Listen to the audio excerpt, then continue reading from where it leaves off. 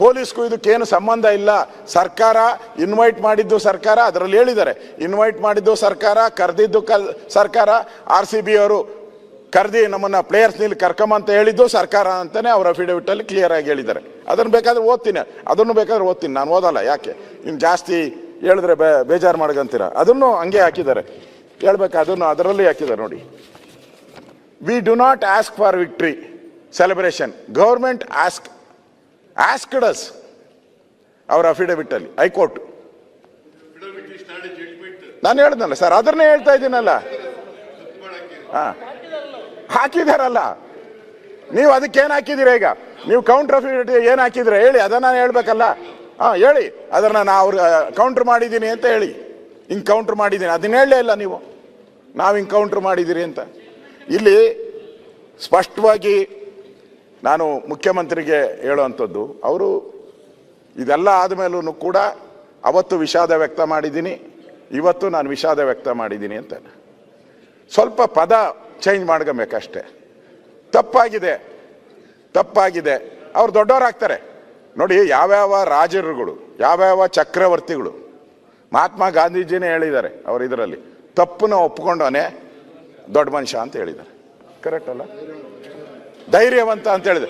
ಮುಖ್ಯಮಂತ್ರಿಗಳು ಬಿಡಿ, ಈಗ ನಮ್ಮ DK ಶಿವಕುಮಾರ್ ಅವ್ರಿಗೇನೋ ಕಲ್ಲು ಬಂಡೆ ಅಂತ ಅವರೇ ಹೇಳ್ಕೊಂಬಿಡ್ತಾರೆ, ನಾನು ಚಪ್ಪಡಿ ಅದು ಇದು ಅವರು ಡಿಕ್ಲೇರ್ ಮಾಡ್ಕೊಂಬಿಟ್ಟವ್ರೆ. ಐ ಆಮ್ ಸ್ಟೋನ್ ಅಂತ, ಸ್ಟೋನ್ ಮ್ಯಾನ್ ಅಂತ ಡಿಕ್ಲೇರ್ ಮಾಡಿದ್ದಾರೆ. ನೀವು ಹೃದಯ ಇರೋರು. ಅವತ್ತು ನೀವು ಹೇಳಿದ್ರಿ ನಾನು ಹೋಟ್ಲಿಗೆ ಹೋಗಿ ನಾನು ಅಲ್ಲಿ ತಿಂಡಿ ತಿಂದ ಆದಮೇಲೆ ನನಗೆ ವಿಚಾರವನ್ನು ಪೊಲೀಸರು ಒಂದು ಸತ್ತಿದೆ ಅಂತ ಹೇಳಿದ್ರು ಅಂತ. ನಾನು ಮುಖ್ಯಮಂತ್ರಿ ಕೇಳ್ತೀನಿ, ಮುಖ್ಯಮಂತ್ರಿ ಸುತ್ತೂ ಎಷ್ಟು ಜನ ಇದ್ದಾರೆ, ಮೀಡಿಯಾ, ಎವ್ರಿಥಿಂಗ್, ವೈರ್ಲೆಸ್ಸು, ಎವ್ರಿಥಿಂಗ್ ಇಲ್ಲೇ ಇರ್ತಾರೆ. ಈ ರಾಜ್ಯದಲ್ಲಿ ಒಂದು ಘಟನೆ ಆಗ್ತೈತೆ, 1 ಗಂಟೆ ಆದಮೇಲೆ ಮುಖ್ಯಮಂತ್ರಿಗೆ ಗೊತ್ತಾಗ್ತೈತೆ ಅಂದರೆ ವಾಟ್ ಈಸ್ ದಿಸ್? ಅದು ಸುಳ್ಳು. ಒಂದು ಹೆಣ ಸತ್ತಿದೆ ಅಂತ 11 ಜನ ಸತ್ತ ಮೇಲೂ ಕೂಡ ಒಂದು ಅಂತ ಹೇಳ್ತಾರೆ. ಇದು ವೈಫಲ್ಯ ಅಲ್ವಾ? ಇಂಟೆಲಿಜೆನ್ಸಿ ವೈಫಲ್ಯ ಅಲ್ವಾ?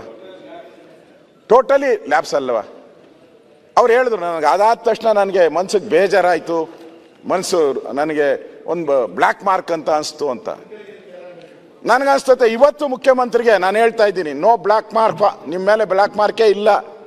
ಯಾವಾಗಿಲ್ಲ ಅಂದರೆ ಇದು ತಪ್ಪಾಯಿತು ಅಂತ ನಾ ಹೇಳ್ಬಿಟ್ರೆ ಆ ಬ್ಲ್ಯಾಕ್ ಮಾರ್ಕ್ 100% ಹೊಟ್ಟೋಗ್ತದೆ, 100% ಹೊಟ್ಟೋಗ್ತದೆ. ನೀವು ದೊಡ್ಡ ವ್ಯಕ್ತಿಗಳಾಗ್ತೀರಿ. ಹಿಂದೆ ನಾವು ಭಾಳ ರಾಜರು ಮಹಾರಾಜರ ಕಥೆಗಳೆಲ್ಲ ಓದಿದ್ದೀರಿ, ಮಹಾತ್ಮ ಗಾಂಧೀಜಿ ಲೈಫ್ ಸ್ಟೋರಿನ ಓದಿದ್ದೀರಿ. ಅದನ್ನು ಹೇಳ್ಬೋದು, ಏನು ತಪ್ಪಿದೆ? ಎಲ್ಲರೂ ತಪ್ಪು ಮಾಡ್ತಾರೆ. ನಾನು ತಪ್ಪು ಮಾಡಿದ್ದೀನಿ, ನೀವು ಮಾಡಿದರೆ ಎಲ್ಲರೂ ಮಾಡ್ತಾರೆ.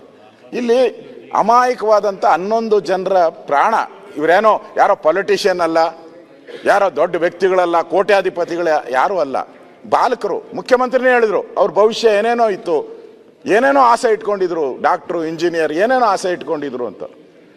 ಆ ಆಸೆಗೆಲ್ಲ ನಾವು ಕಲ್ಲಾಕ್ಬಿಟ್ರಲ್ಲ, ಆಸೆ ಎಲ್ಲ ಕನಸು ನುಚ್ಚು ನೂರಾಯ್ತಲ್ಲ. ಅದನ್ನು ನಾನು ಹೇಳೋದು, ಇಲ್ಲಿ ಪೂರ್ತಿಯಾಗಿ ನಮ್ಗೆ ಕಾಣ್ತಾ ಇರೋದು ಸರ್ಕಾರದ ವೈಫಲ್ಯ. ಸರ್ಕಾರ ಒಂಚೂರು ಮನಸ್ಸು ಮಾಡಿ ಒಂದು ಗಮನ ಕೊಟ್ಟಿದ್ರೆ ಇದು ಆಗ್ತಾನೇ ಇರಲಿಲ್ಲ.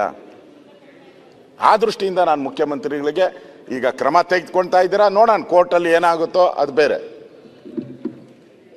ಆದರೆ ನೀವು ಆ ಕ್ಷಮಾಪಣೆನ ಕೇಳಿಲ್ಲ ಅನ್ನೋ ಒಂದು ಸತ್ಯ ಸಂಗತಿನೂ ನಿಮ್ಮ ಗಮನಕ್ಕೆ ತರ್ತಾ ಇದ್ದೀನಿ.